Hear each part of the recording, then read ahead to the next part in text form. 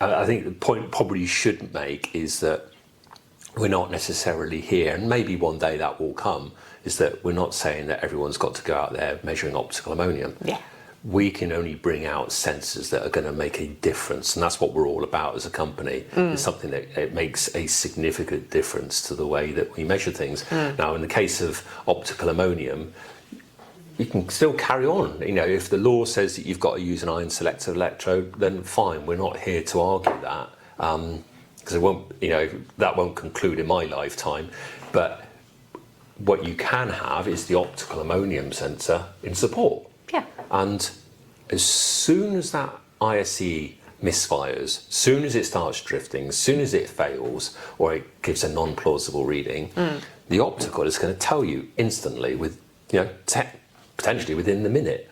Does that make a difference? Of course it does. So, you know, if you didn't have that, you would have a whole year's data set. And if you ever want to see what a data set looks like, the best public place to do that would be to go onto the Hydrology Explorer. And there's usually a couple of dozen sites in rivers installed at any one time in England. And then just pan out and look at 6 months or 12 months. And then try and imagine that you're going to have to try and make an interpretation of the ammonia data. You'll pretty much just give up. It is incredibly difficult.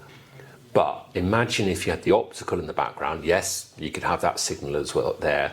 But imagine if you had the predictive maintenance. Yeah, that would make a real difference. And as soon as it was out by 0.1 of a milligram per litre, bring it back in line.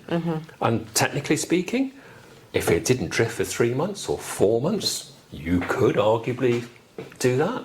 At least you'd have more trust in the data than if you're thinking, well, it hasn't moved in 4 months, so what's wrong with it? So that would make a wholesale difference into, you know, anyone looking at that data, whether you then export that data to a consultant and then, you know, as part of an impact assessment, it is absolutely huge.